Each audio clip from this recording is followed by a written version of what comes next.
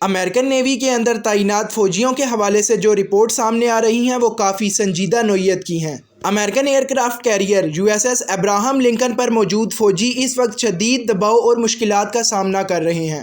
اس جنگ کو تقریباً 50 دن ہو چکے ہیں اور اس پورے عرصے کے دوران یہ فوجی مسلسل سمندر میں تعینات ہیں۔ اب صورتحال یہاں تک پہنچ چکی ہے کہ خوراک کی باقاعدہ سپلائی لائن ختم ہوتی جا رہی ہے اور جو کھانا ان فوجیوں کو فراہم کیا جا رہا ہے وہ انتہائی خراب کوالٹی کا ہے۔ کلیش رپورٹ نے بھی خوراک کی کمی اور سپلائی کے مسائل کی تصدیق کر دی ہے۔ دوسری جانب میدان عمل میں بھی کوئی بڑی پیش رفت نظر نہیں آ رہی۔ امریکہ نہ تو ابنائے ہرمز کو مکمل طور پر کھلوانے میں کامیاب ہو سکا اور نہ ہی کوئی واضح اسٹریٹجک کامیابی حاصل کر سکا۔ اس تمام صورتحال نے امریکن فوجیوں کے لیے صورتحال مشکل کر دی ہے۔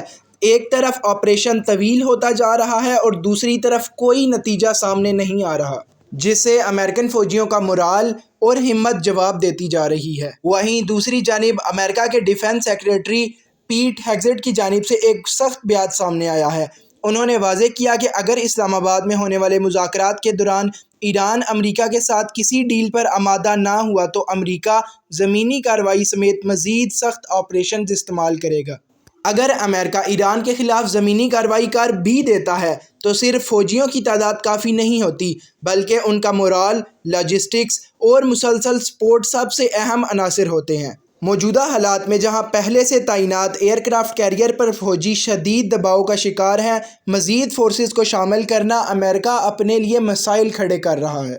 ٹرمپ انتظامیہ ہوش کے لاہون لینے کی بجائے مزید فوجیوں کو ایران بھیج کر اپنے لیے ہی مصیبتیں کھڑی کر رہی ہے۔ اب دوسری خبر کی طرف بڑھیں تو اسرائیل اور لبنان کے درمیان بالآخر 10 دن کا سیز فائر طے پا گیا ہے۔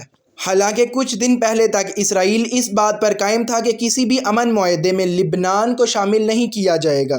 اسرائیل کے اس بیان کے بعد خواجہ آصف کی جانب سے اسرائیل پر شدید تنقید کی گئی تھی، جس کے بعد اسرائیلی وزیر اعظم نیتن یاہو کی جانب سے آفیشیل ہینڈل سے ٹویٹ کی گئی تھی۔ اور آج آپ دیکھ سکتے ہیں کہ دونوں ممالک کے درمیان سیز فائر ہو گیا ہے۔ اسرائیل نے سیز فائر تو کر لی ہے، مگر ایک اہم شرط رکھ دی ہے کہ اسرائیلی فوج لبنان کے قبضہ شدہ علاقے سے واپس نہیں آئے گا۔ ادھر پاکستان کا کردار بھی اس پورے معاملے میں نمایاں رہا۔ کچھ دن قبل شہباز شریف کو بیروت سے رابطہ کیا گیا، جہاں انسانی صورتحال تشویشناک تھی۔ بیروت پر لگاتار اسرائیل کی بمباری جاری تھی۔ لبنان کے وزیر اعظم کی جانب سے پاکستان سے مدد کی اپیل کی گئی تھی۔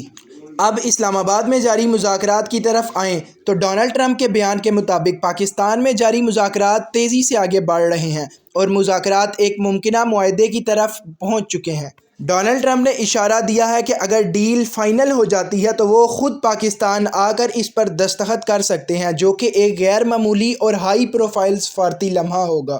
اسی تناظر میں ایک اور بڑی بات یہ سامنے آ رہی ہے کہ اگر ٹرمپ پاکستان آتے ہیں تو امکان ظاہر کیا جا رہا ہے کہ سید مجتبیٰ علی خامنہ ای، جو کہ ایران کے نئے سپریم لیڈر بنے ہیں، اس موقع پر خود شرکت کر سکتے ہیں۔ اگر ایسا ہو جاتا ہے تو یہ نہ صرف ان مذاکرات کو تاریخی بنا دے گا بلکہ خطے کی سیاست اور اہمیت میں پاکستان ایک نمایاں کردار حاصل کر لے گا۔